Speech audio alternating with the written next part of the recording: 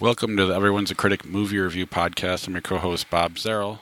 What would you do if you had $1 million? I'll tell you what I'd do, man. 2 chicks at the same time, man. With me, as always, is professional film critic Sean Patrick. I am the smart. I am the smart.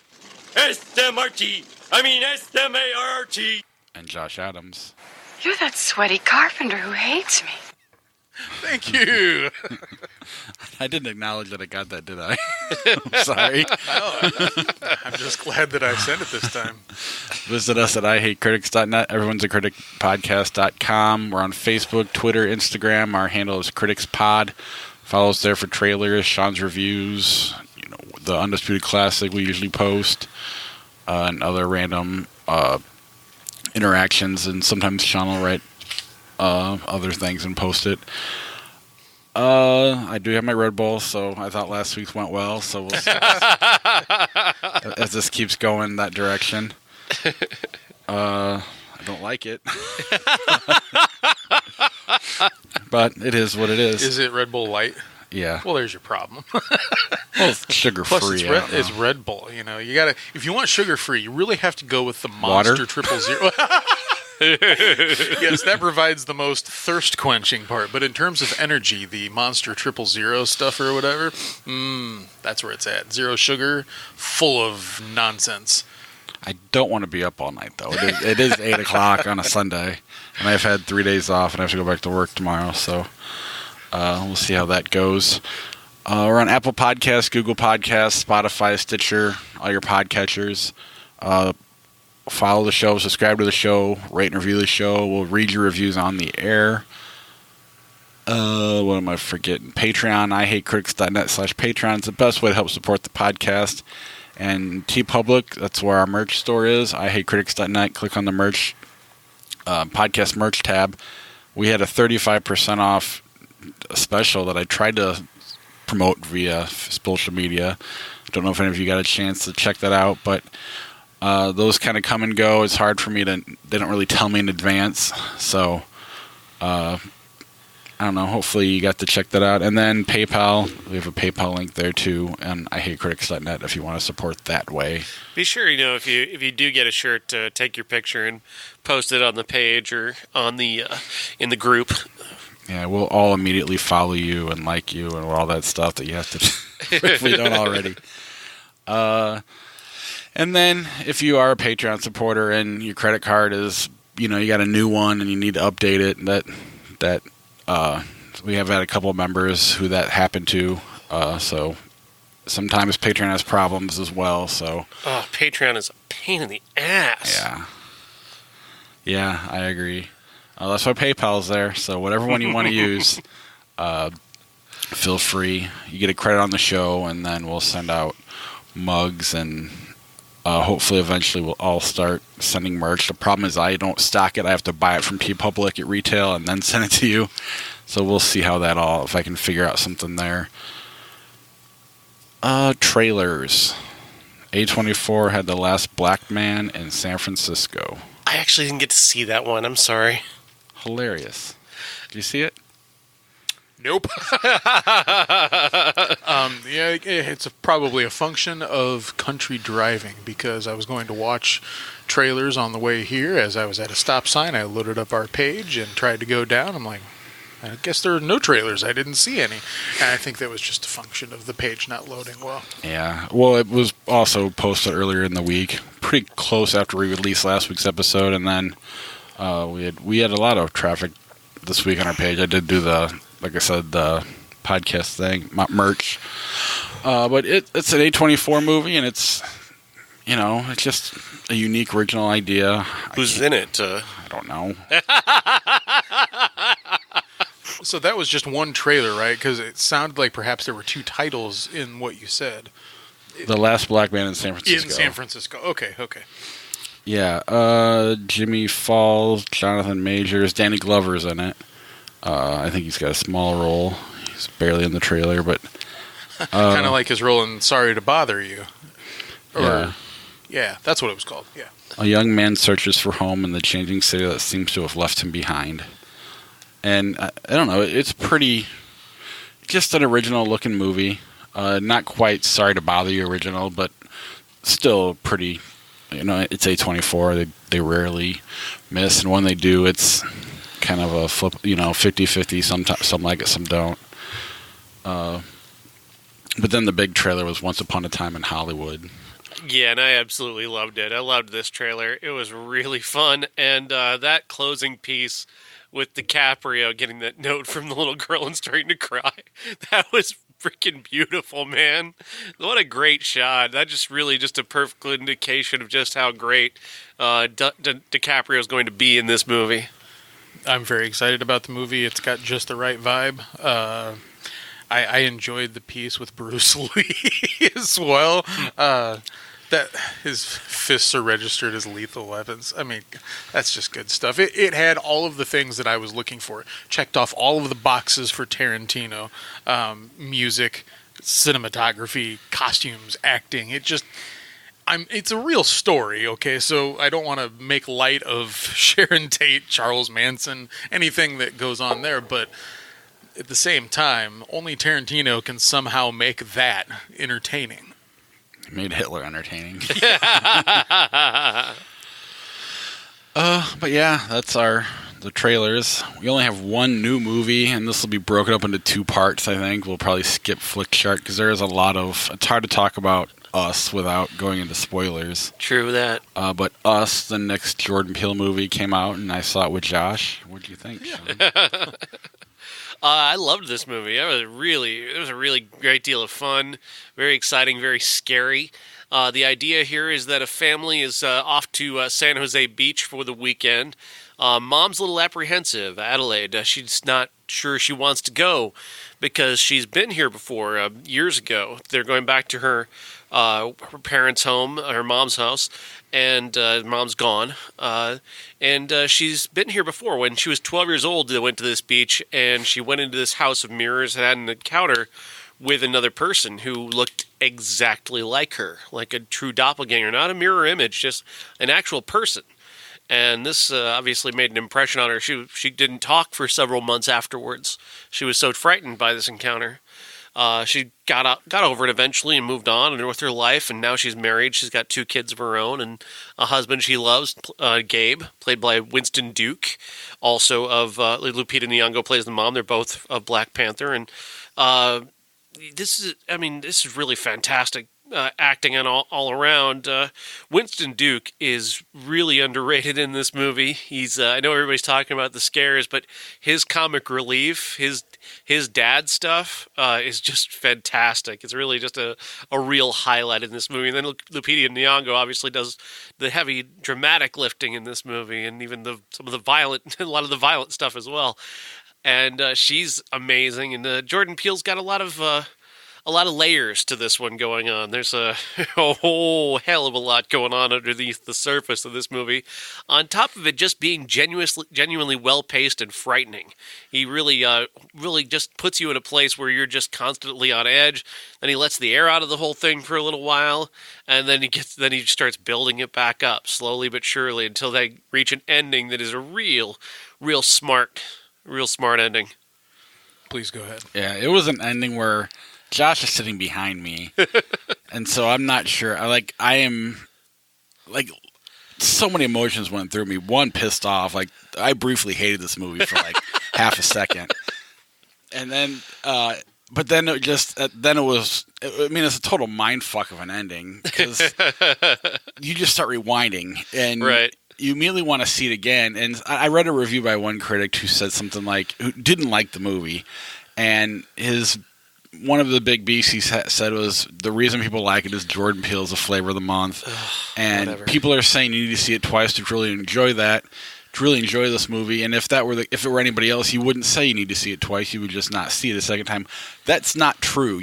The reason you want to see it a second time is because it's almost more fun to now relive this movie knowing what you know. And I don't even know that would matter because I think we all probably at one point thought the ending. I mean, it probably popped in our head. Oh, yeah. And still, it manages to just totally fuck you right in the head. But, yeah, go ahead. Yeah, I did not have an old boy moment this time for once. Ending aside, I would like to talk about the photography of this movie. There's a specific scene towards the end in which Lupita Nyong'o is going down an escalator. That isn't going to give away anything by saying that. And visually, that is one of the most astounding scenes I've seen in a long time. It stuck with me. I don't know why, per se. It might be calling back to something from my youth that I was scared of.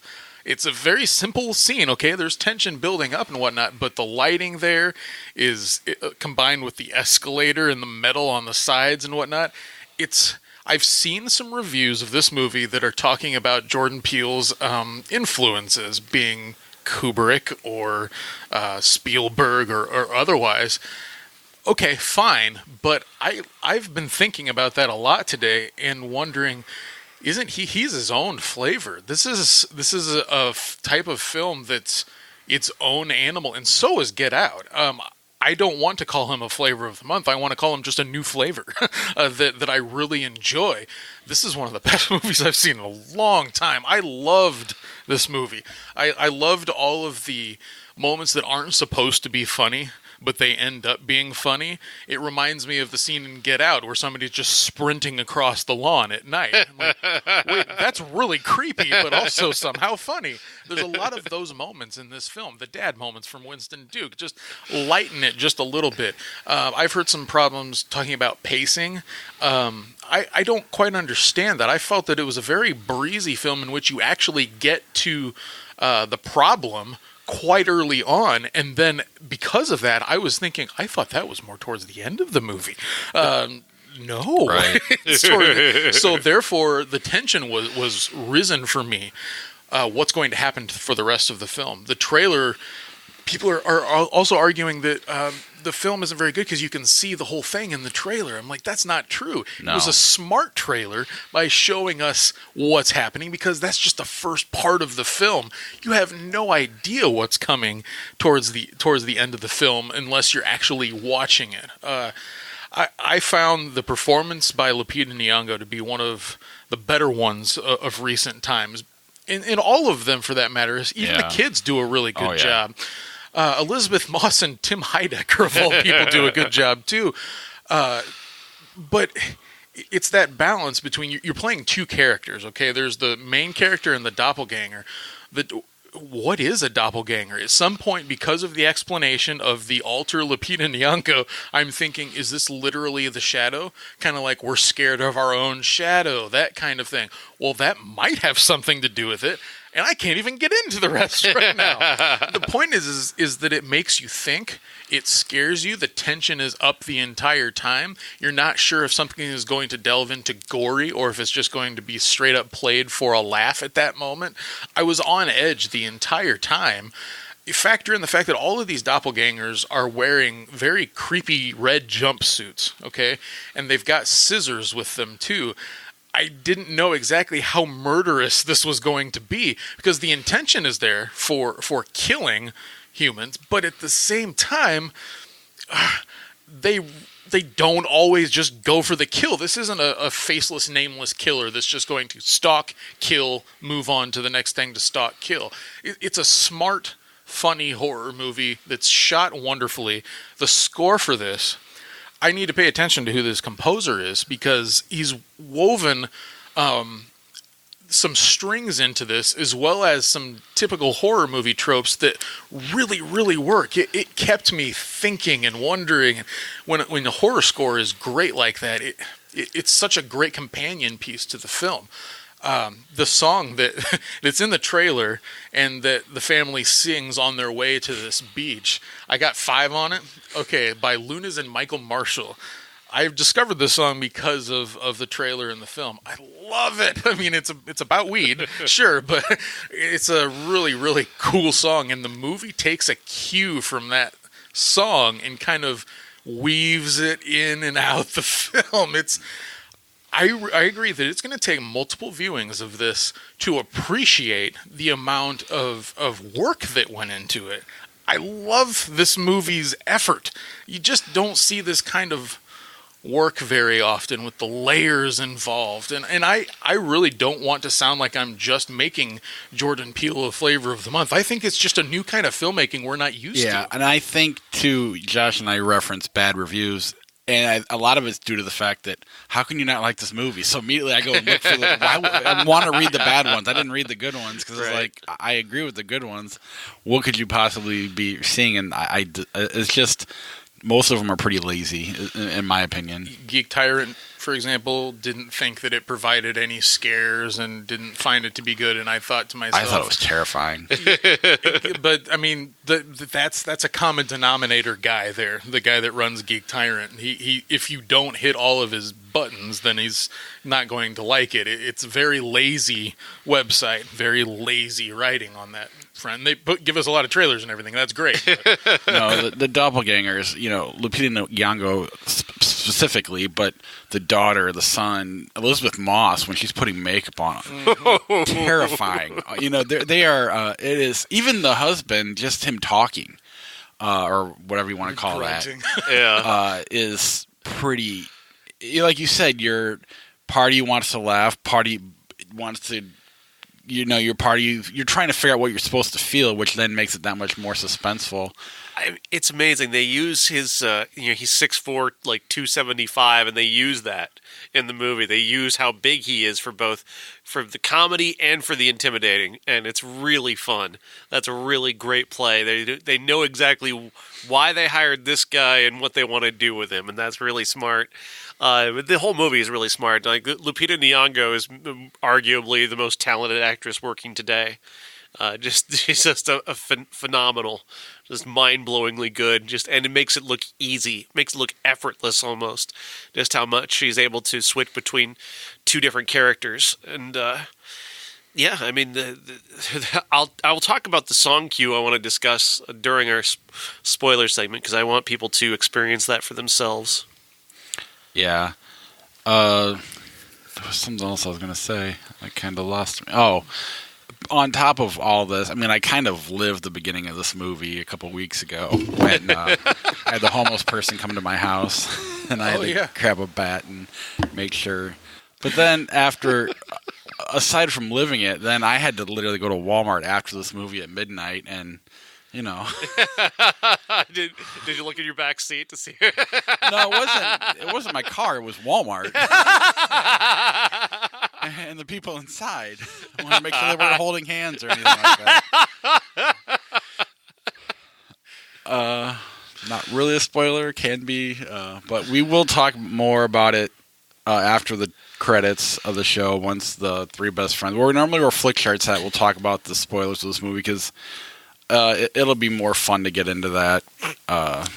The three of us. One last thing before we get into spoilers: the twins of Elizabeth Moss and Tim Heidecker, they're teenage girls, twins, and I thought to myself, I've never seen these actresses before. What have they been in? And I look it up, and they were the babies, the twins that played one character, Emma Geller Green from Friends, back in 2002, 3, 4.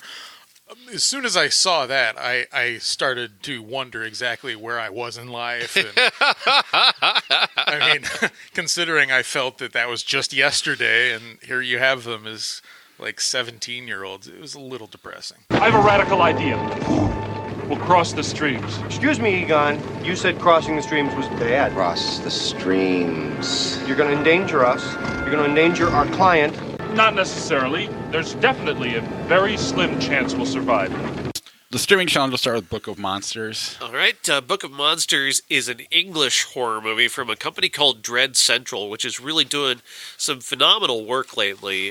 Dread Central is really picking some very smart, very low-budget horror, and I really like this movie a lot.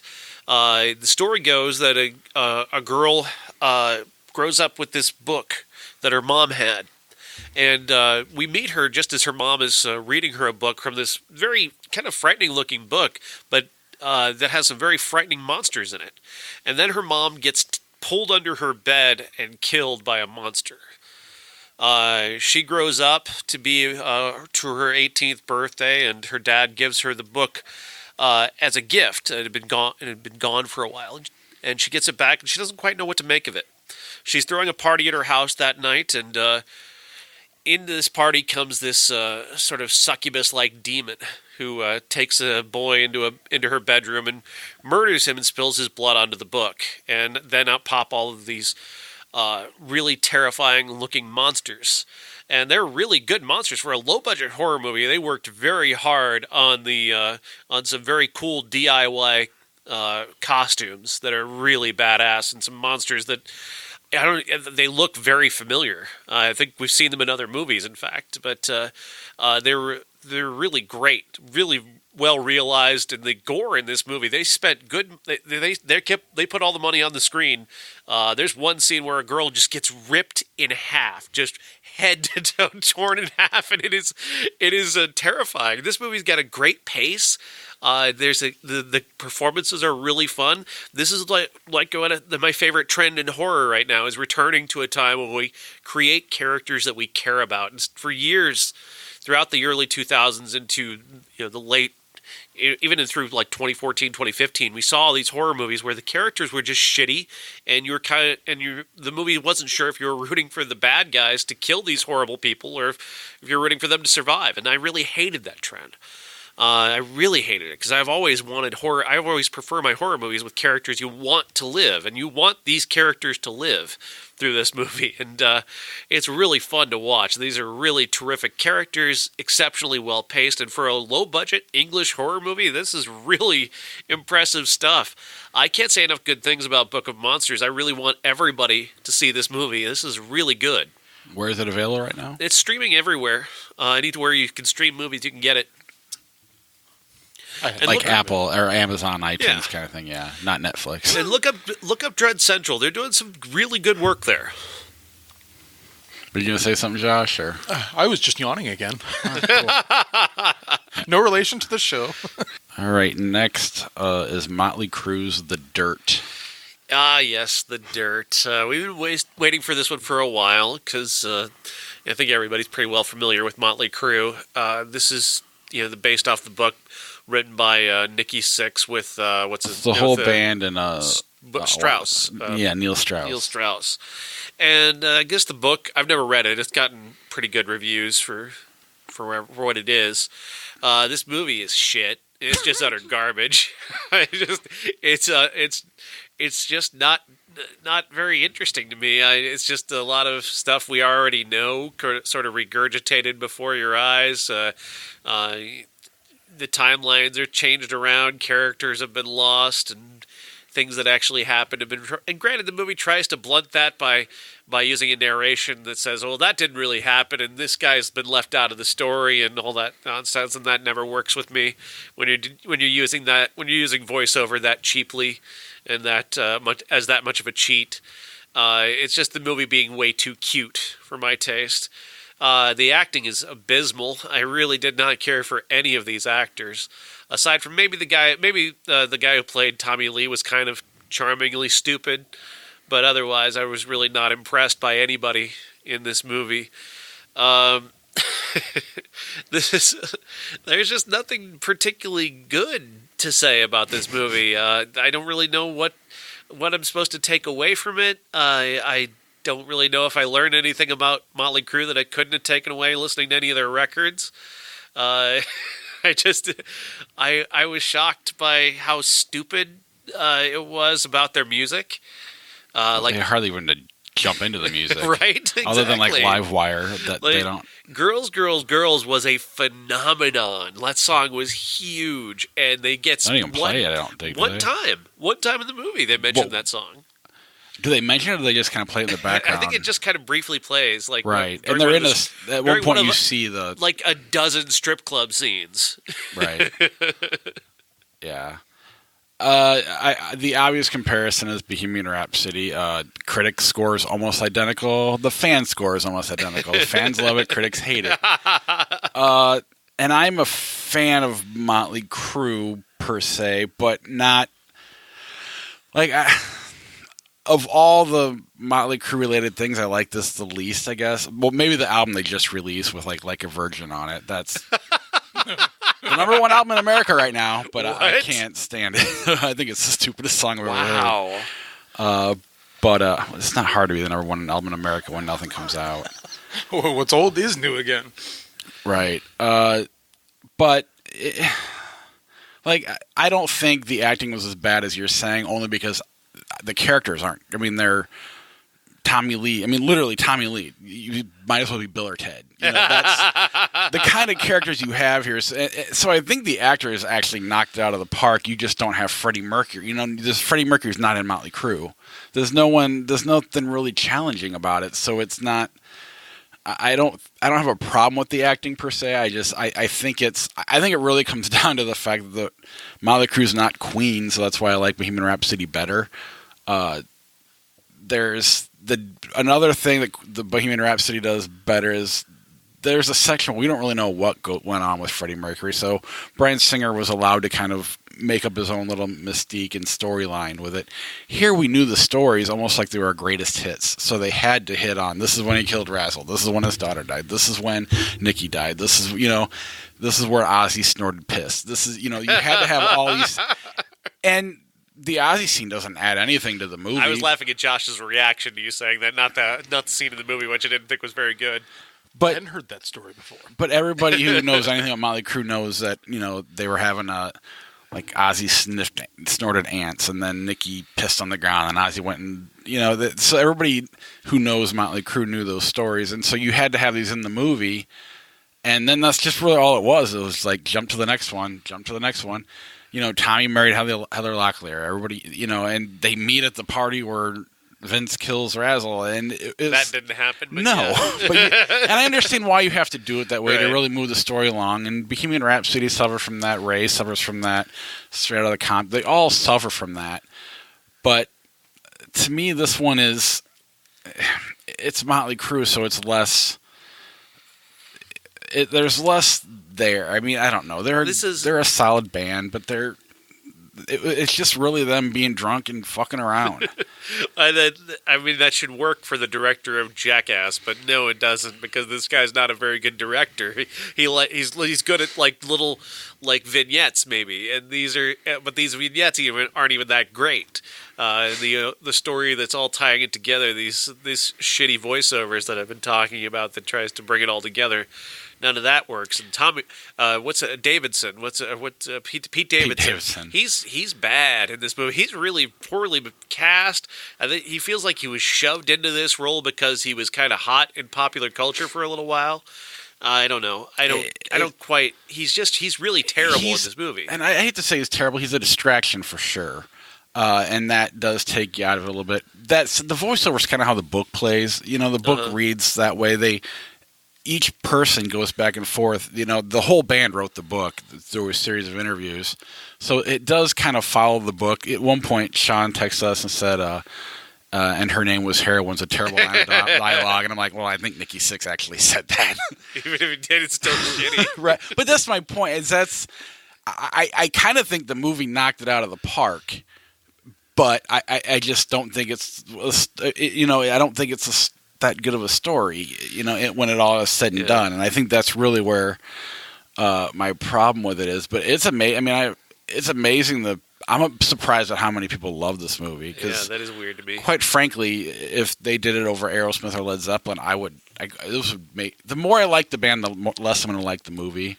I like Mötley Crüe better than Queen. I'll say it. I'm one of the few. But I think that's why I enjoyed Bohemian Rhapsody more. I didn't have any attachment to it, and it was just cooler. Maybe I liked the music a little bit better. It made me, I don't know, just more into the band. This one can just push me away a little bit, and I don't know. It reflects the emptiness of the music of Mötley Crüe, which is a very technically sound, empty music. I think empty's lazy. That's what critics like to throw on things. But oh, well, give me some depth of this Mötley Crüe music. Well, I think the story of girls. I think you're simply starting with depth with lyrics, and to me, the music is where the depth is. Lyrics don't matter as much. There's depth to the whole thing, not just the lyrics. And I think people get lost in that. They just want good lyrics, and that's where they were technically sound. But that's where the depth is for me, is in the music, not the technical ability, but the actual riffs and the way they're put together, and the how that's where the depth is for me, more so. Obviously the lyrics are the lyrics, but I don't know. It's what has bothered me about some of the critical reviews is just calling it poor taste in 2019. How can you make this movie and just a bunch of misogynists? It's like, well fuck you. It's Mötley Crüe. You know what you're getting. You're not going to change the story just so it's politically correct. No, that's you don't have a movie. But if they made a story again about the Third Reich, then somehow that would be better because it's Third Reich. Yeah, for sure. I didn't get a chance to see this one, but you would. Of course. My experience with Mötley Crüe is more like it's the dangerous hair band. When you're riding the bus as a kid in grade school and you see the dudes that are like grunting on their way to the back of the bus and then have long hair and you aren't supposed to talk to them and whatnot, they were the ones wearing Mötley Crüe t-shirts and listening to that music, and the cars that were swerving all over the road and we were told to stay out of the road because they might hit you, they were the ones blasting girls as they went down the road. So they were always the I like the sound, but I'm not supposed to listen to them. My parents said no. Yeah, they were the band that even before Madonna and George Michael, they were where my parents were like, yeah, don't listen to that. This is why you can't watch MTV, is because of Mötley Crüe. And yep, in '89 they released Dr. Feelgood, I think, and that video there, I was like, I'm not supposed to watch it, but there they are. I kind of like it. and I will say, of all the, you have your greatest hit fans, and then you have the people like the deep stuff. Mötley Crüe's greatest hits are way better than their deep stuff. Or like the one band that's the deep tracks suck compared to their hits. I'm sure Mötley really diehard would kill me for saying that, but their deep tracks are lame. Almost unlistenable, honestly. The deep cuts, I mean. Right. My favorite member is Mick Mars, and he's also the coolest character in the movie, I think. But he's also more coherent in this movie than he probably... I mean, his condition, they talk about it, but in real life, I mean, he's pretty much walks around like a hunchback, and this guy's really, really cool and kind of has all the best lines, and he doesn't fuck the girls. He doesn't... I don't know. He's the coolest character in the movie, but he's also probably the most unrealistic. If anything, you want to see the first 5 minutes of the movie, I guess you can watch Tommy Lee make a girl squirt across the room. That's kind of watch that, then you'll get the gist of it, and you can move on. Yeah, you kind of don't watch it in public. I was watching this in a hotel lobby this weekend, and I kept having to switch to different tabs to just to make sure that there was nobody over my shoulder. I will say they don't try to sugarcoat it and make themselves look good. They look like assholes, and that's how they wrote the book. And so at least they were honest. Oh, that's silly ending though, where they try and just tie everything. That pisses me off, because where that movie ends, they played clubs for a long time. Then Tommy quit, then Vince quit again, and then they didn't go back to arenas until they reunited 10 years after that. But that was kind of annoying. Although I guess in a way the Queen did the same thing. Although another thing though, they have Live Aid, which they did reenacted perfectly, and that was, other than the drummer's hair, everything else was to where the Pepsi can was or whatever. Right. Here they decided to redo what Looks to Kill. I don't even remember what they just redid a music video, and that was kind of the one cool thing that they were trying to do. And you're just and at the end they show them side by side. I'm like, why that? Of all the Mötley Crüe songs, why that one? But yeah. All right, let's move on. Enough Mötley Crüe. Triple Frontier. Triple Frontier. This is a old school action movie about army, hardcore army guys. The I don't know, special forces guys. They get drawn into this idea of going down to South America and robbing a drug dealer. The idea is put together by Oscar Isaac's character, who has some information about where a big time drug dealer is hiding his money. And he gets 4 of his friends together, Ben Affleck, Garrett Hedlund, Charlie Hunnam, and I don't remember the last guy's name. Doesn't matter. Pedro Pascal. They agree to kind of go with him. They're all a little bit nervous about the idea, but then they see all the money. This entire house is is essentially a safe, filled with hundreds of millions of dollars, and they figure they can get out of. They figure they got a way to get in and out, taking as much money as they can.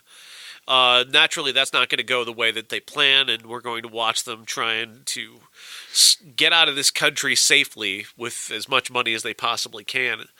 And like I said, old school action, very kind of almost 80s-like, but with a more modern sensibility to the way it's shot and the more of a realism aspect as opposed to like a Schwarzenegger movie.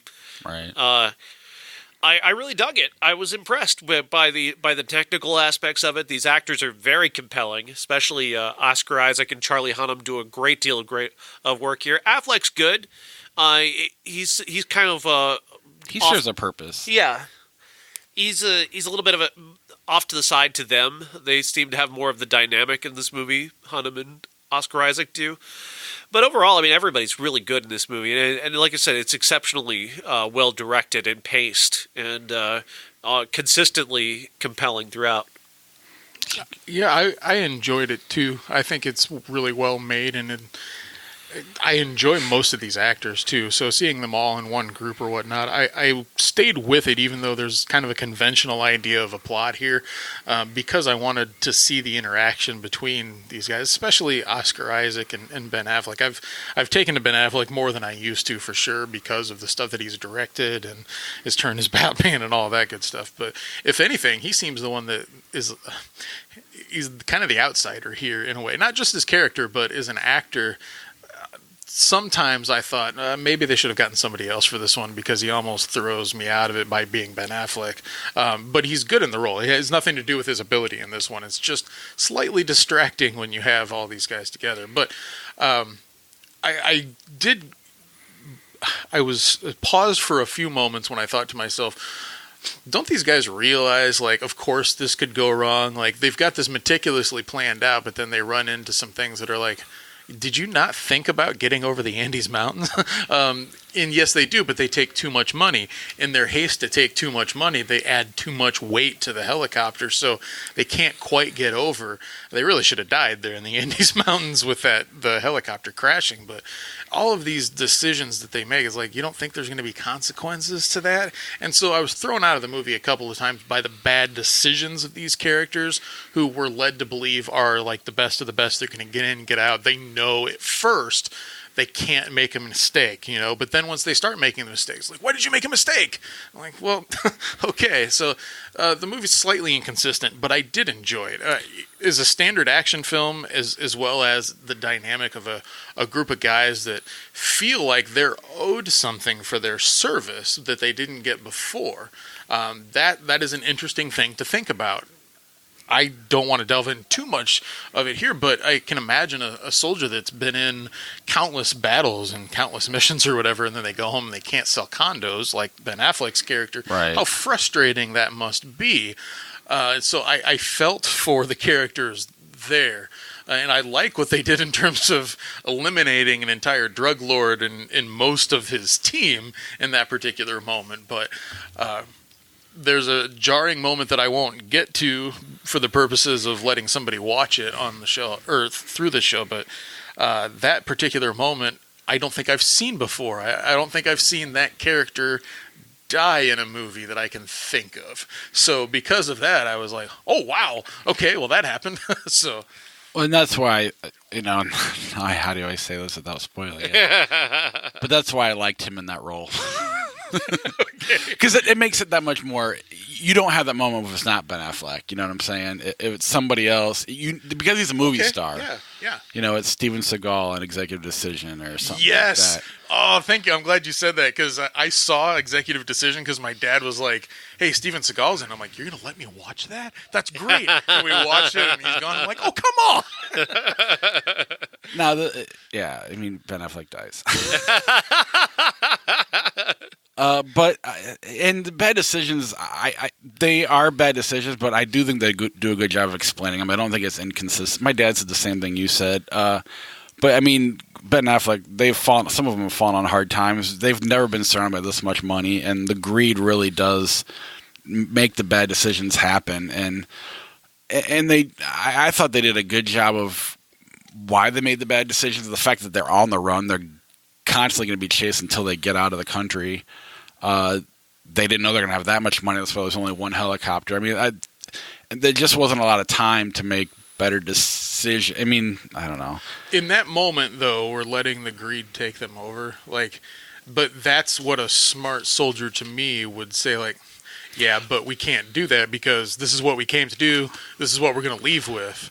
And then one of them's talking about, I'm really going to buy that Ferrari now. I'm like, okay, well, but it's specifically, the one who's in charge of that part was Ben Affleck's character. He was because he was the best of the best. He had also fought on the hardest of times, but of the group, and it made sense to me that he was the one making the bad decision because they were all ready to leave. I mean, they got in a lot of. I mean, they wouldn't have had to deal with the drug lords had they got out of there on time. Yeah, and he said he gave them a 15-minute cushion and all that. And he was really the reason that the decisions were made the way they were. And I bought it because it was him. And I don't know, just yeah. I understand what you're saying. You're not the only one who said that, obviously. But to me, I thought they explained it good enough. And again, it's just an action movie. It's really not much deeper than that. It didn't throw me off at all. It felt natural to the story that was being told, which is a straight ahead action movie, and it's kind of like the kind of action movie that they don't make anymore. So I kind of liked it from that sort of nostalgic perspective. Yeah, with characters that Affleck and Isaac, and even Charlie Hunnam. For me, those are the three I like coming into it. But yeah. It's worth watching on Netflix if you got nothing else to do. It does make me wonder, with what's been in theaters, since January, what in the world is Triple Frontier doing on Netflix? Because this is something that should be released in theaters, in theory, right? I mean, they would make more money that way. I think the only difference would have been is my expectations might have been a little higher with that cast, specifically Oscar Isaac and Ben Affleck. And when I said I liked it last week, I didn't want to say, hey, this is The Departed. I wanted to be like, this is Rambo 2. Before we leave this movie, there were comments on Facebook, if you want to check, about this movie and The Dirt, I believe. Oh, yeah, that's right. Yeah, someone loved The Dirt. Martin. Yeah. And that's where I got... I guess I'm thinking of Affleck's... capability to sell a movie, and The Accountant, which came out in March 2-3 years ago or whatnot, and made a decent amount of change, okay?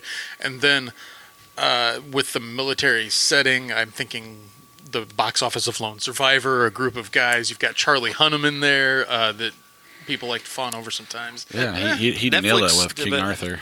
Oh, shit.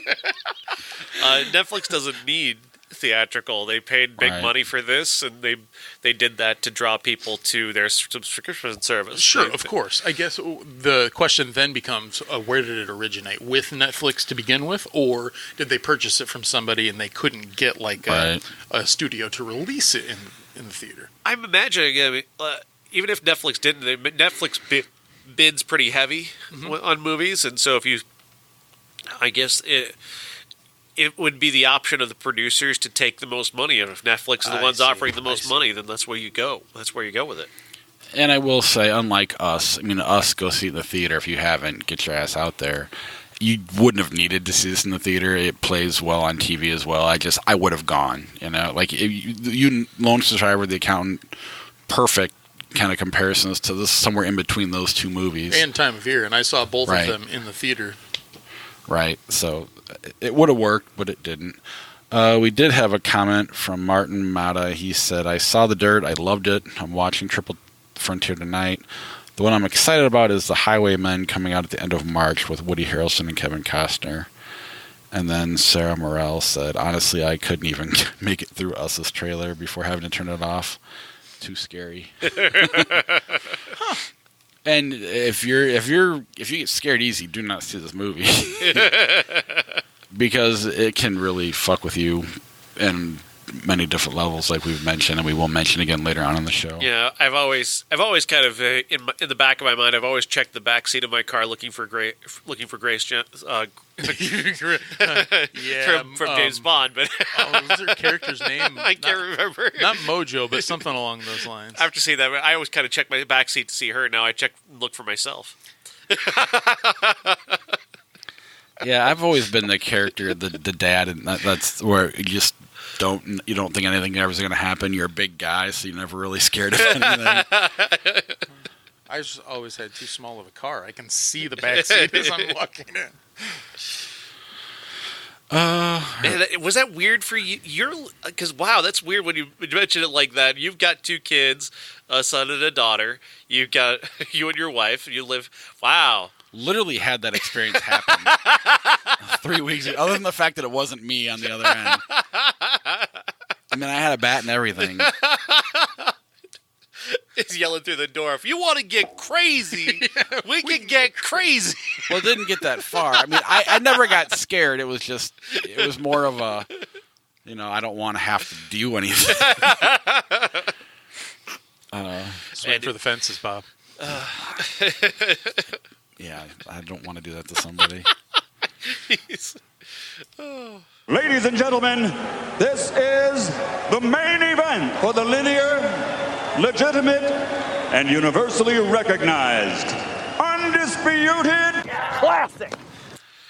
All right, our Undisputed Classic is the Twilight Zone, the movie. Yes, this is from 1982, I believe, and 4 different directors.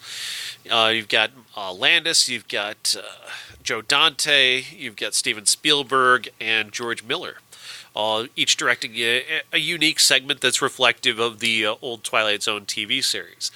We begin with a story about a guy played by Vic Morrow, who's this hardcore, super racist asshole who thinks that every minority in the world is out to get him and take his position in the world. He walks out of a bar and suddenly he finds himself in Nazi Germany and mistaken for a Jew in Nazi Germany and roughed up and chased and put through hell. Then he wakes up from that in the South and he's mistaken for a black man and nearly hung by the KKK. Then he finds himself in Vietnam, mistaken for Viet Cong, and nearly killed by U.S. soldiers. That, of course, is famously, of course, that's where Vic Morrow lost his life, is in that part of it where a helicopter accident went bad and killed him and 2 children who were also in that scene. Thankfully, that is not in the movie. They've got the good taste to not use that ending. It plays out in a very Twilight Zone fashion, and it's really fascinating. That follows a prologue that begins with Dan Aykroyd and Albert Brooks in a car, and it's really funny.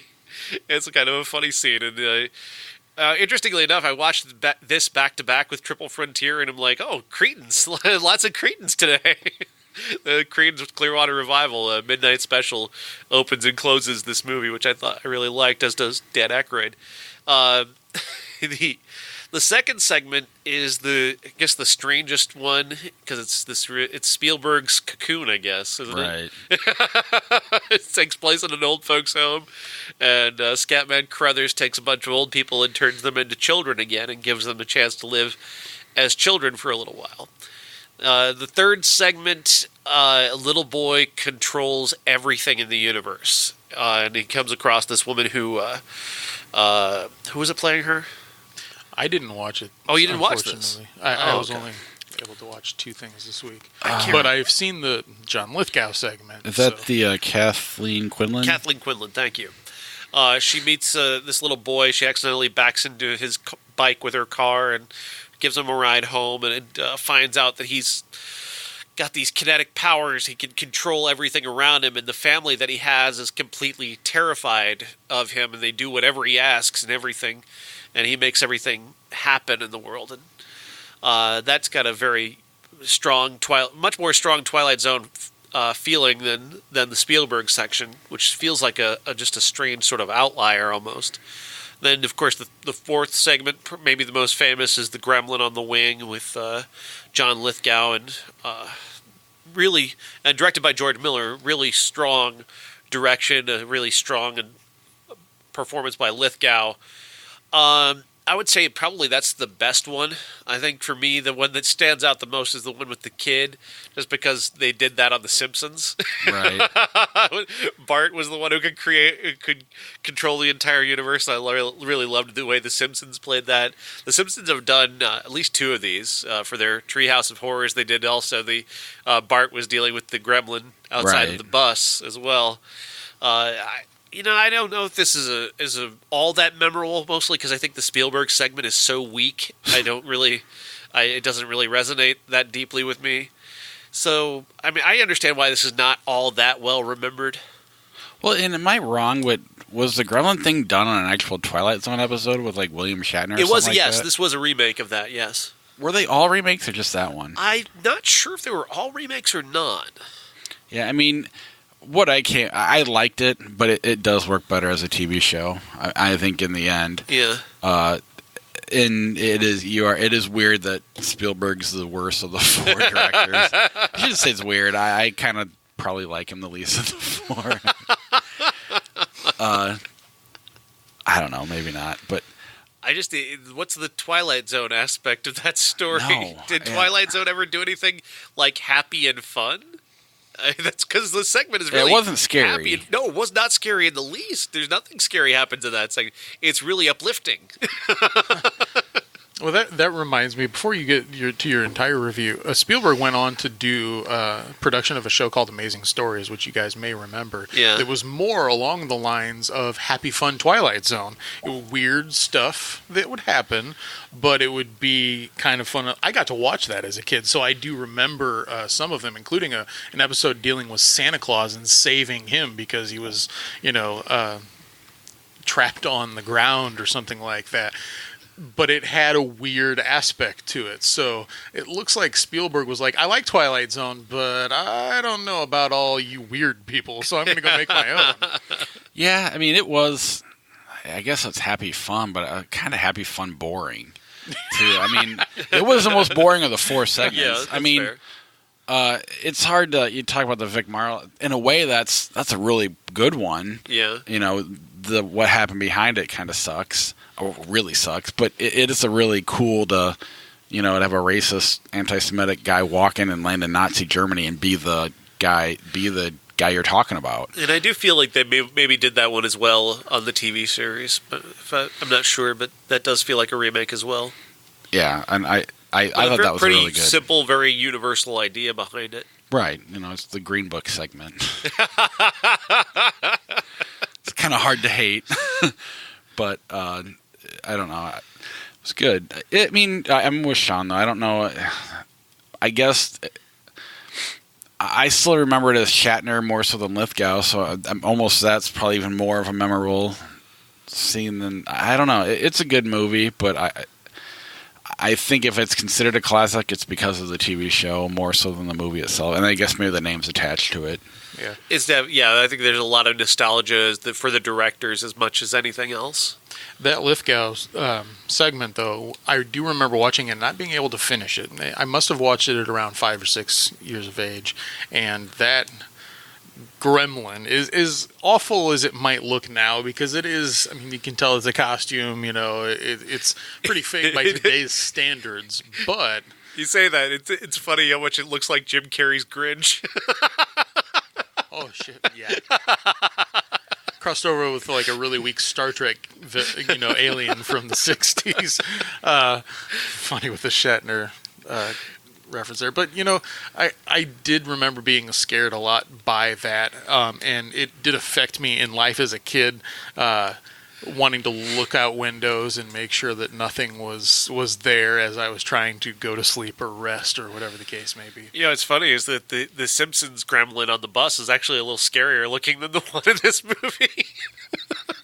Yeah. And maybe that's... Just in terms of the look, actually. Yeah, And I don't remember if in the Shatner one they don't show it as much, and that's part of what makes it scarier. And even here, they do... It's quick. They don't spend a lot of time hovering around the Grinch, if you will. And it really is, it's sold by Lithgow's performance. He's all in. Yeah. And then, it ends with Aykroyd asking if he wants to see a trick or whatever. You want to see something really scary? Yeah. Which ties all of them together, I guess. But, it was fun to watch, I guess. But it passes quickly enough. And, these are really great directors, so that makes sense. It has a solid pace to it. They're short stories, so they're in and out pretty quickly. None of them are terrible.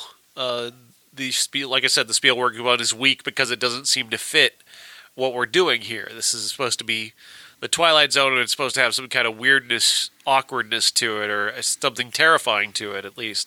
And that's like a really happy, uplifting story, and it just didn't feel like it fit here.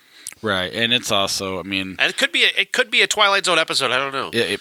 Maybe it is.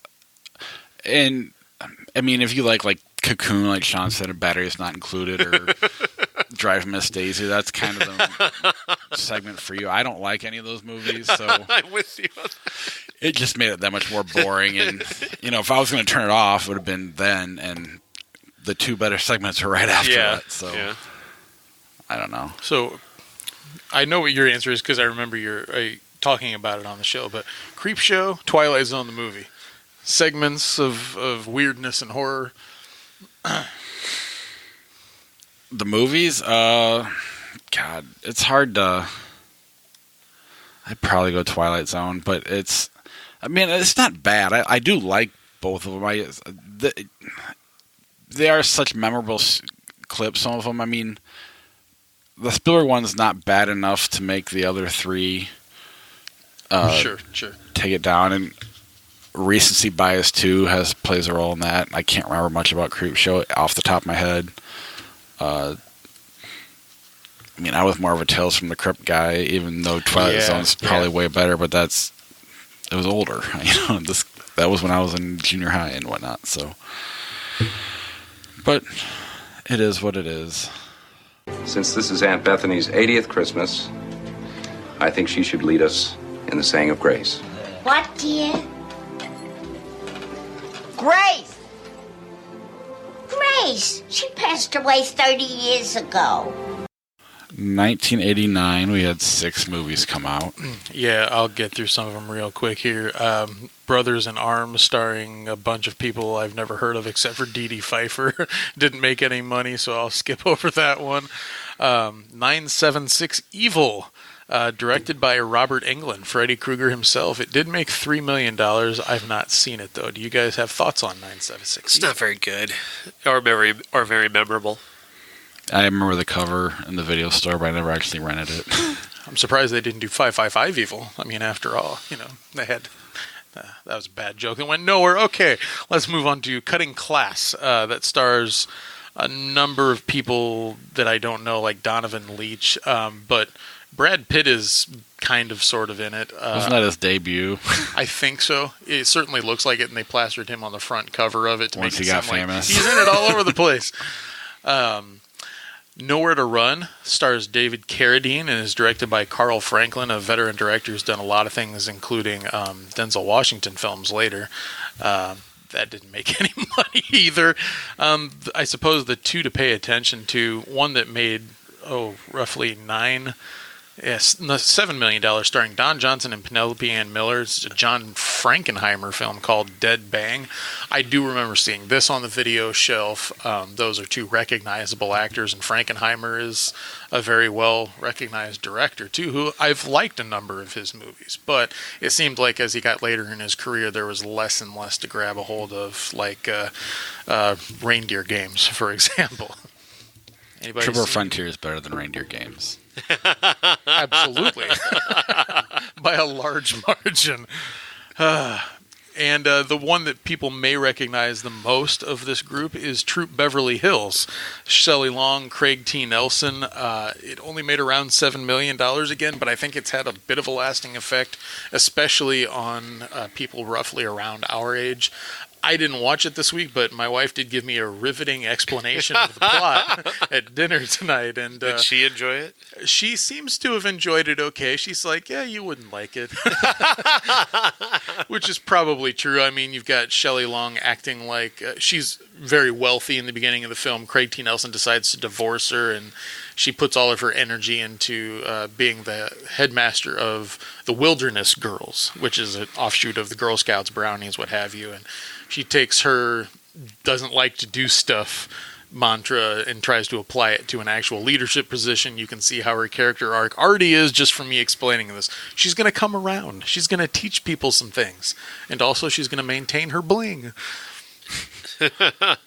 Yeah, she tried to explain it to me. She's like, Shelley Long and Coach. I'm like, Craig T. Nelson, and my poor son is looking over the side. And I wanted to tell him, Mr. Incredible. Mr. Incredible. That's funny. Yeah, that's 89. That's also our show. Next week we've got Dumbo, maybe Unplanned, and The Beach Bum, possibly, or no? I'm not going to see Unplanned. Oh, is that a Christian movie? That is an anti-abortion documentary that is set to be very explosive and divisive, and I don't feel any need to bring that here or to the rest of the world. I want to talk about abortion next week.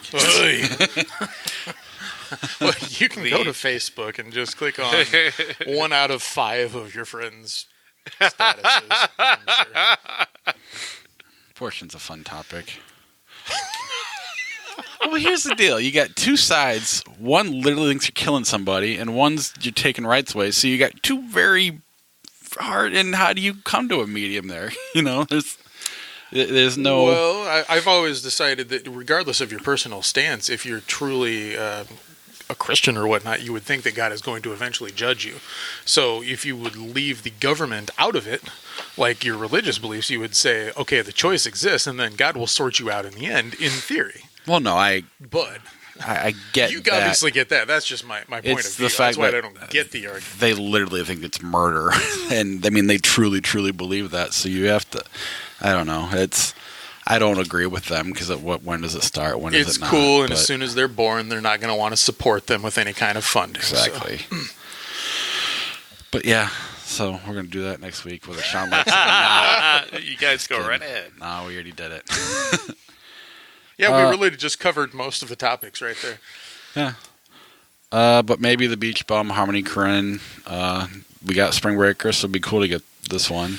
And I'm going to talk about a movie called Screwball, which will be available on demand and on DVD on Tuesday. It's a documentary about Alex Rodriguez's encounter with steroids immediately after the whole Barry Bonds thing. It was a few years later. This is the one that got Ryan Braun. It got Manny Ramirez, those guys. The second wave of the steroid scandal. And it's hilarious. Was this the one where Aaron Rodgers lost a year's salary on Twitter and then never paid up?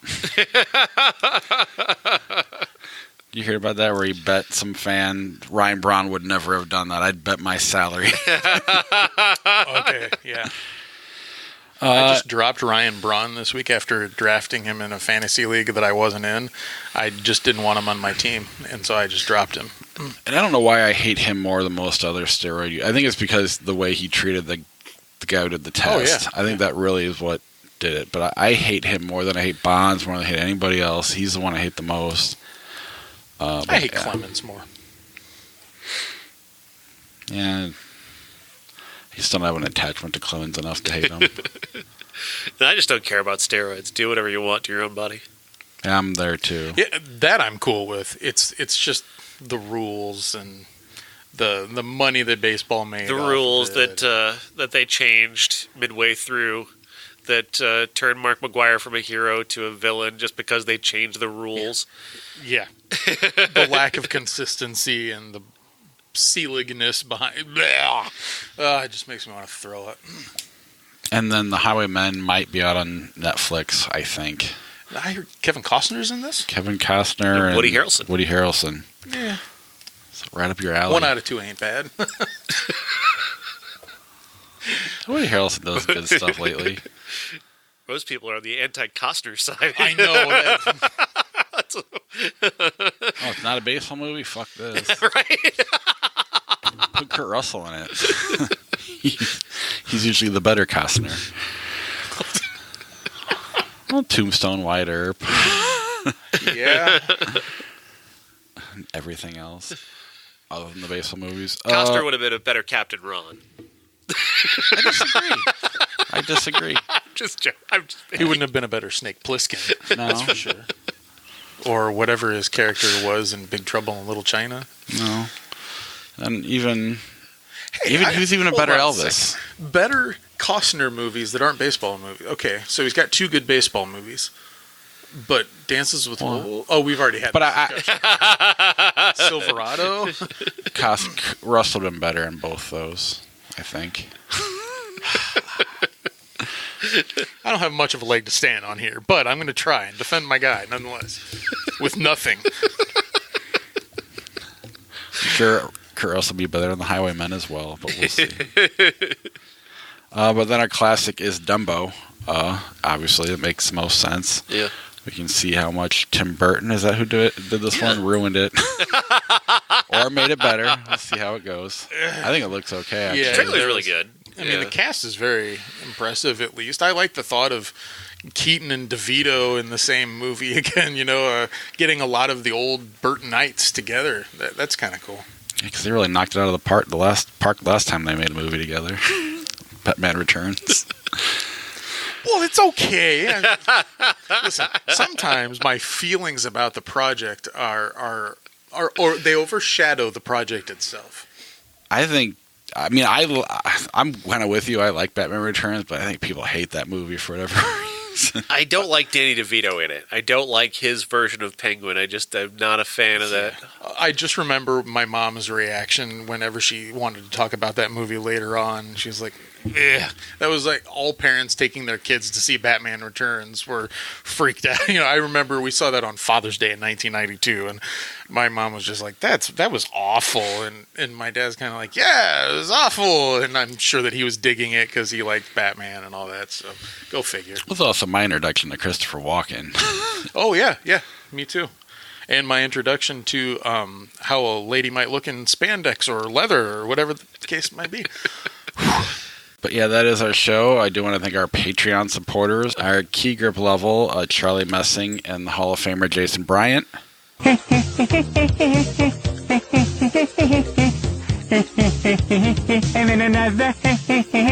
Our character actor level, Christina Cato, Josh Paul, and Cousin Jeff. I think this is the beginning of a beautiful friendship. Our special effects level, Corey from Ivy Envy and Sarah Morell. May the Force be with you.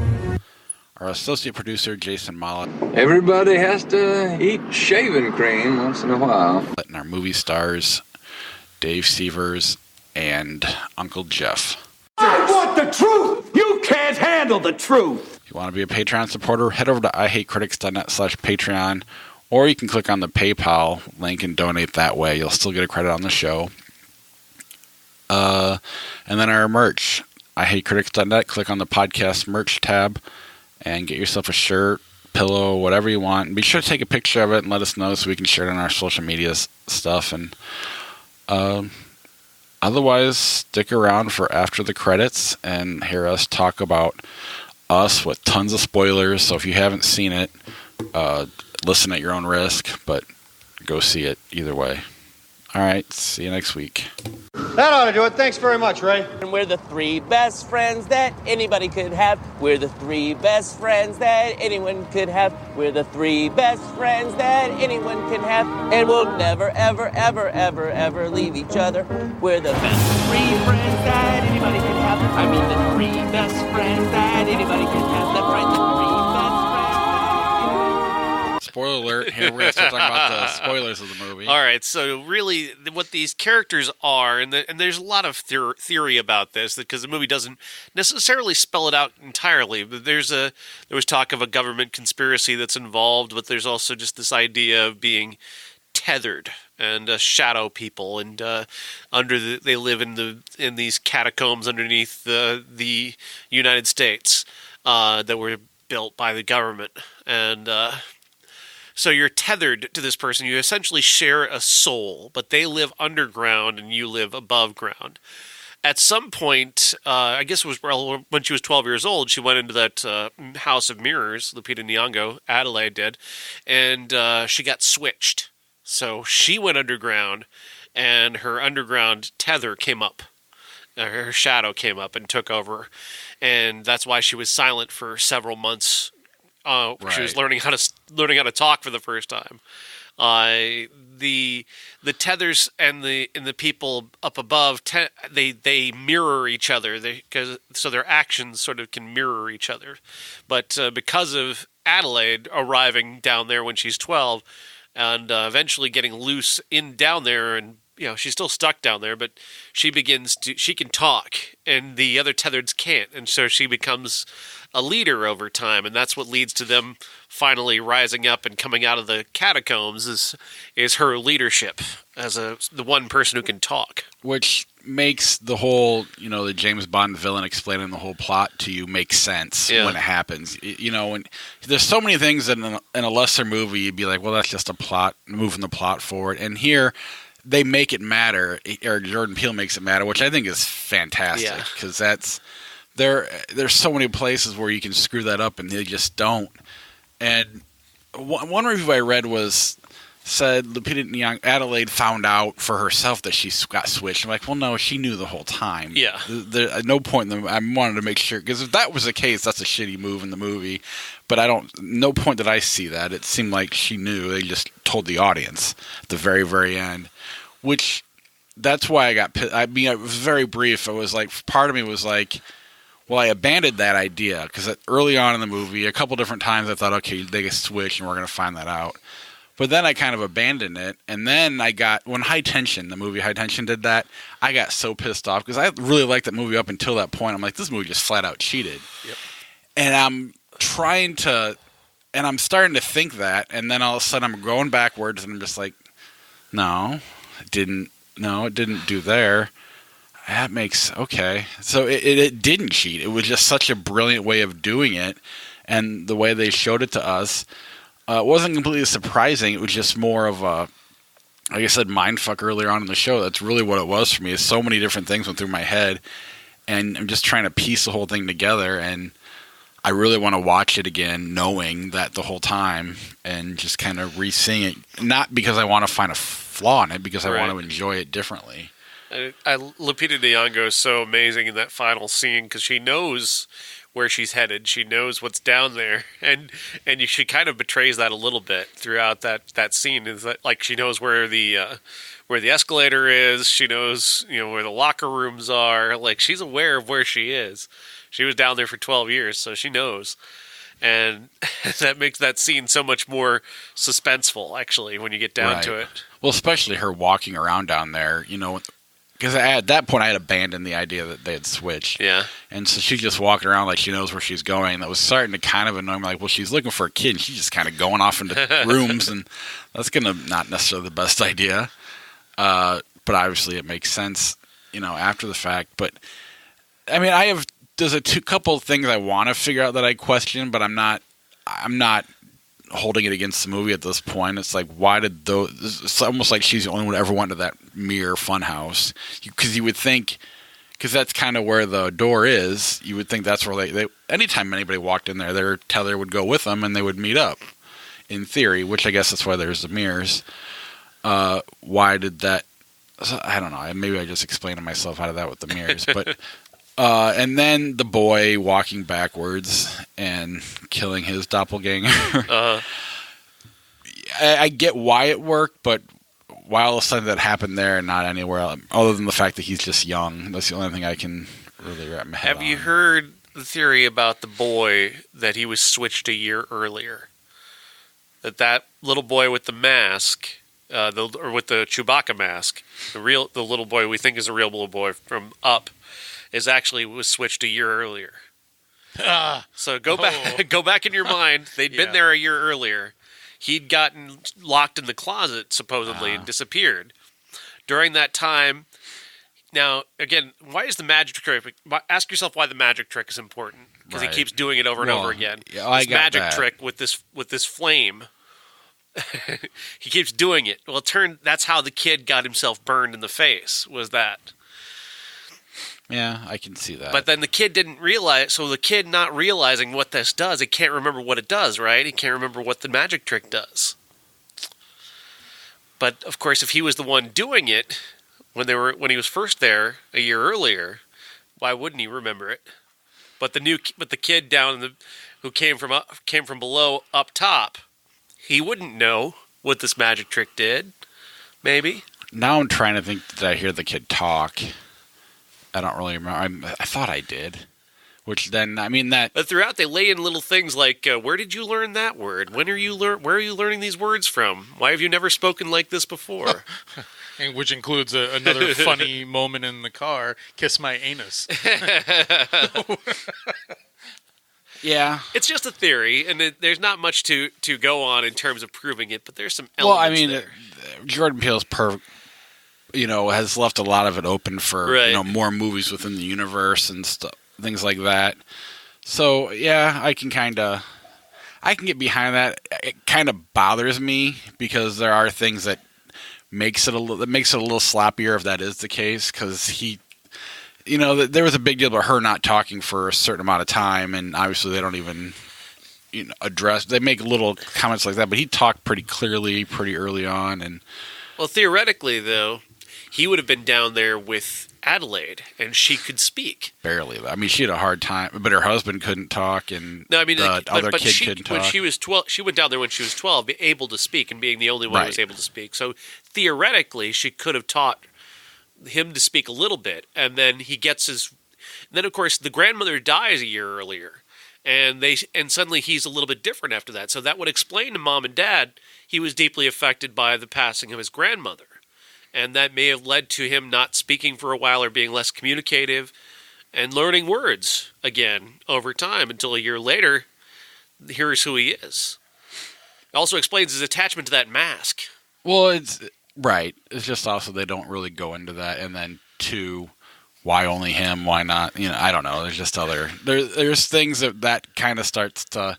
I think I think this is a movie where if the fact that he left it is confusing and not digging, and the more you start to pull those strings, I do think it gets sloppier. Because everything you're saying is fine, but it makes it a little less. You can start to make arguments against it back and forth. So I didn't really consider that option, but I can see it based on what you're saying, but I don't like it as much just because of the inconsistencies around it, I guess. The movie just requires and encourages repeat viewings, and whatever you take out of it is fine. The whole point, of course, is that it is creepy, and that I took this idea of an alter ego, a shadow, or whatever the case may be, and has made it into a tangible thing that works as an entire movie, and it has a whole mythology behind it almost. I've read where he said that this exists for him within the same universe as Get Out. Now, I don't know if that's the same thing as saying it's in the same cinematic universe per se, and that it's the second film of perhaps a series of films. But I hate to lessen the impact of this one by saying that it's part of something larger, but I certainly wouldn't mind that based on the way that both of them have turned out. These very strange ideas he's kind of looking into a little bit more. Very Twilight Zone-esque, in fact. I would be okay with it. And at first, I was thinking, once they show the rabbits and that pan out scene at the very beginning of the film, the title sequence, I was thinking to myself that this would probably have something to do with cloning of some shape or form. And the film never gets into how these doppelgangers are really created per se. They just allude to the fact that there's a government program. Right. If it's a clone, then how do the clones come about? How do we... There's a point there that the film doesn't want to get a whole lot into by saying, how does the government acquire our DNA, that kind of thing. Right.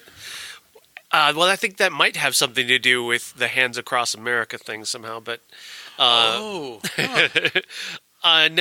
nevertheless, because like registration and whatnot to be part of Hands Across America, people who did that maybe are subjected to this cloning.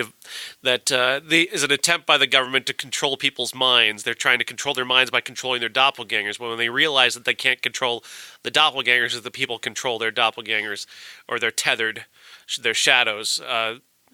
When they realize that, they just lock them all away. give up and abandon the experiment and move on to the experiments that we get and get out. just theoretically, but there's so many layers to this. And one of the main things that I love about Jordan Peele in two movies in, he's exploring identity in a way that no other filmmaker is doing. Most filmmakers are just sort of approach their characters as characters and they exist kind of in and of themselves. He's using characters to explore how we see identity and how we see ourselves, both the light and the dark, the good and the bad.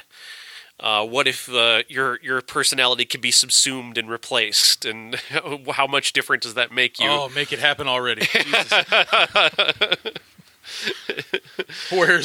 Am I my doppelganger? Mine would be way cooler. But there's a lot of depth, and it's not about answers. It's about asking those important questions about yourself, and it's also there's also emblematic of like America and the good and the bad of the entire country, and looking at the both sides of the darkness and the light. Well, even the haves and have-nots. Yeah. Yeah.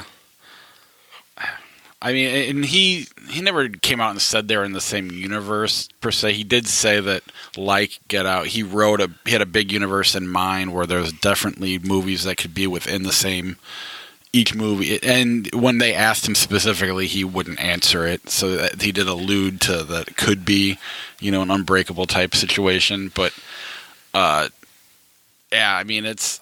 Again, the more, if it is that, I mean, I see a lot of slop there. Hands Across America was a total failure, so if that's how you got all your DNA, yet somehow you successfully got everybody's red Hands Across America, way more successful than the actual Hands Across America, there's things that start to fall apart for me again, but still, I like it as the fact that he does leave a lot of that blurry is... I think really smart and really good. That's mostly us making those theories, and I agree. Not him. And it's not the movie. It doesn't necessarily reflect the cohesiveness of the movie. The movie's probably more cohesive than any metaphor that we try and lay on it. For sure. The main thing is like I said, is using this as an opportunity to explore ideas about identity and who you are and how you see the world and how you treat other people.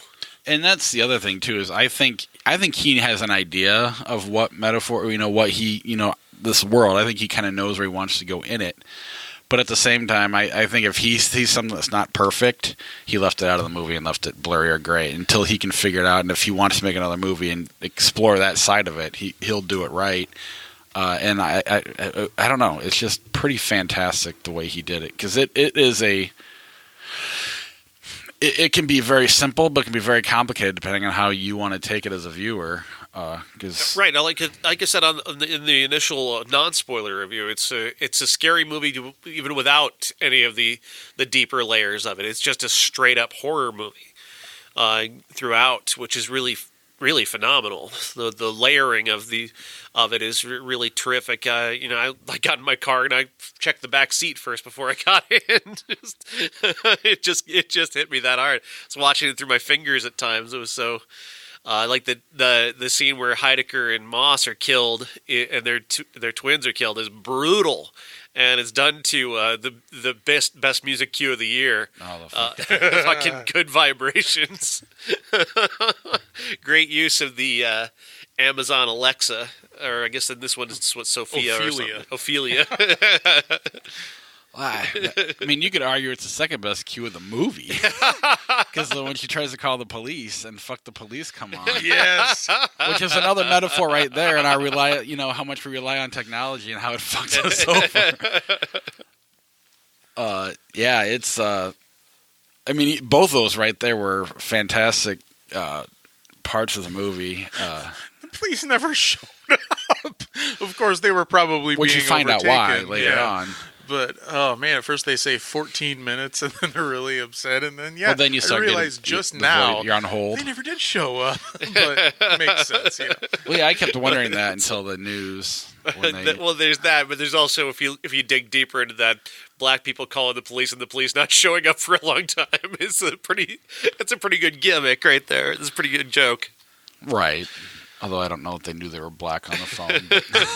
Yeah, I can't say for sure either, but no, but it's just, I mean, even without spelling it out, the joke still works. Right. Speaking of gore, that brutal scene in which Elizabeth Moss and Tim Heidecker and the twins are murdered, this reminded me of something that I wanted to say about gore in general. There's a lot of films that there are murders involved, and it's very brutal, but it's kind of like the shot lingers a little too long, almost, where you start to wonder if the filmmaker likes it a lot, and so that's why the shot lingers for so long. I noticed in this one, there's brutal killing, sure, but nothing is ever egregious to me. It's almost as if he understands how to make a movie first as opposed to a horror movie first, where you don't have to rely on all of the visuals of somebody's throat cut open or being, stabbed through the chest or something like that. It's just a particular camera angle or the time spent on it that tells me he's a better filmmaker than a horror filmmaker. It is much scarier to see the blood sprayed across that white wall and across that white Amazon Alexa thing. Yep. That is much more terrifying than actually seeing it. Oh, yeah. I mean, Texas Chainsaw Massacre, you never see it. You just see their eyes and stuff. That said, a movie like Lords of Chaos, you see it, but it's not a horror movie until that. So it's weird. I think because it's the other way around, it actually worked in that. I mean, they linger to the point where it's just very real. But it's not, to scare you or to, glorify it. It serves a purpose. So I think there's ways to do it and make it work. But in this scenario... Then I'm generalizing too much. In this particular case, he does it in the way that's preferable for me to move on with the film instead of constantly thinking and this is about also the end of the movie for Lords of Chaos. That's the big difference. Yeah. I don't know. The other thing that, in a lesser movie... The fact that the main characters don't get killed right away, and then the side characters do. He goes into why. I mean, because it's they switch. That's the main reason why. But that's it's something you wonder about while you're watching it, but then it completely goes away once the movie's over. Which it makes sense though that she's not the tethered version of Lupita Nyong'o of Adelaide. She doesn't kill right away. They don't kill their doppelgangers right away. Because she wants to torture her tether. She wants to show her the horrors that she acted upon her while she was tethered to her and she was down under. She wanted to get revenge, and that's why she doesn't seek to kill. They do. The daughter and the father, their doppelgangers seek to kill them right away. Right. But the other two, the boy and the mom, they said about it's going to be a torture thing, and that's again also kind of goes towards that theory about the little boy again as well. Right. But yeah, and then it also gets you into which one? Who's the good one? Who's the bad one? Really you think you're rooting for Adelaide the whole time, or Adelaide's really red the whole time. And so it really does, even then, you can't even really come to an answer on that one, and that's what's so amazing about it, is it's almost, I don't know, every time you want to, there's no clear-cut answer. How do you make a moral judgment on a 12-year-old? How do you make? You had mentioned earlier the split of the soul, and that's something that I haven't been able to get to the bottom of in this film. I was under the impression when I left the film, probably from my own doing, that one of the versions had a soul and the other one didn't. So it was like, via the movie's rules, one of them was from God and the other one was not, and so one of them was just like a carapace for something to move around in, the other one wasn't. So about that, if it's not a split soul and it's just one versus the other, how would we feel about killing something that didn't have a soul? I've seen that in projects before too. Well, I think they said that in the movie, what you said, but when they switched, it seems like whoever's up top had the soul, so I guess they're sharing it, but the soul's up, and because I mean, when Red came to the surface the first time, Adelaide went down and became Red, and Red became Adelaide. She got a soul eventually at some point. I mean, it seemed like it at least. So that, I don't know, that kind of, maybe they are sharing it, or maybe that's, it's hard. It's interesting because the first Red, when she's explaining, she's doing her villain dialogue or whatnot, or villain monologue, and she's explaining that, I had to feel all of the things that you did or whatnot. I was thinking, well, can she really not have a soul if in fact she's feeling that kind of pain? But then again, she was the human, or the first human. I don't know. At that point, maybe they both would have a soul. Because she came... yeah, it's hard to say. Then she's walking around down there below for the very first time, and you get to... I think when you're going back and seeing it, and she's down there for the first time, looking at those people you look at those people in the park a whole lot differently. Up top there are people riding roller coasters, and then their doppelgangers are below, just walking around like zombies or being thrown against walls, and it's so messed up. And the visual of that, it reminded me a lot actually of the visuals of Bringing Out the Dead with those those accentuated colors and then the super muted colors, and then that was really a very kind of a Scorsese kind of shot. It was really awesome. Yeah, and at some point they kind of untethered themselves because they're able to come to the surface, and obviously it's her coming down, being 12 and knowing how to talk and kind of being able to figure out what's going on. And obviously you don't know, she has this, here's what happened, but she doesn't know she was 12, she's just kind of assuming. Maybe in another movie we'll find out if she knew or not, I don't know, but for us as viewers, there's no way for her to really know what she's explaining. I mean, imagine living underground your entire life, and you're being controlled by a force that you don't understand, but you've grown up like that, and that's all that you know. Suddenly, their actions make a lot of sense, like why they don't communicate, why they're very zombie-like. It makes sense, and then she comes along, and she's able to speak and kind of communicate with these people in a way that it takes them years to understand. What happens if somebody up top dies? What happens to their tether? I'm assuming their tether probably dies. Yeah. I'm fascinated with this whole mythology. Right. And and I think if there are more, if Get Out's related and they do a trilogy kind of thing, but I think before there's another movie within the universe, Jordan Peele's, he's not going to release it until he has it right.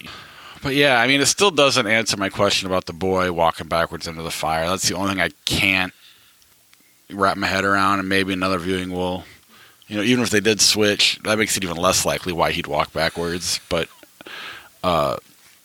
either way, that's the only thing I'm kind of wondering about. But I'm not disliking the movie because of it.